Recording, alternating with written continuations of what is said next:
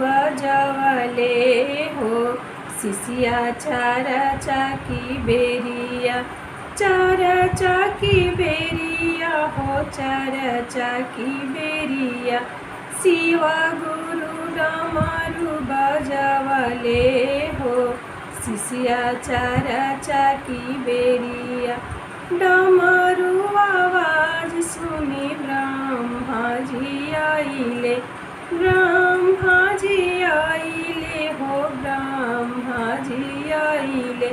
संगवा में सरस्वती मैया हो। सिसिया चारा चाकी बेरिया, संगवा में सरस्वती मैया हो। सिसिया चारा चाकी बेरिया। शिवा गुरु डमरू बजवले हो। सिसिया चारा चाकी बेरिया, चारा चाकी बेरिया हो, चारा चाकी बेरिया। शिवा गुरु डमरू बजवले हो। सिसिया चारा चाकी बेरिया। डमरू आवाज सुनी रामचंद्र जी आइले, डमरू आवाज सुनी रामचंद्र जी आइले। संगवा में सीता मैया हो। सिसिया चारा चाकी बेरिया, संगवा में सीता मैया हो।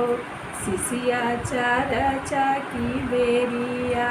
शिवा गुरु डमरू बजवले हो। सिसिया चारा चाकी बेरिया, चारा चाकी बेरिया हो, चारा चाकी बेरिया। शिवा गुरु डमरू बजवले हो।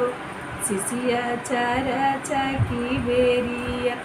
डमरू आवाज सुनी कान्हा जी आइले, कान्हा जी आइले हो, कान्हा जी आइले। संगवा में राधे रानी हो। सिसिया चारा चाकी बेरिया, संगवा में राधे रानी हो। सिसिया चारा चाकी बेरिया। शिवा गुरु डमरू बजवले हो। सिसिया चारा चाकी बेरिया, चारा चाकी बेरिया हो, चारा चाकी बेरिया। अगर आप मेरे टुलटुले नाथ का भजन पसंद आए तो लाइक सब्सक्राइब करें।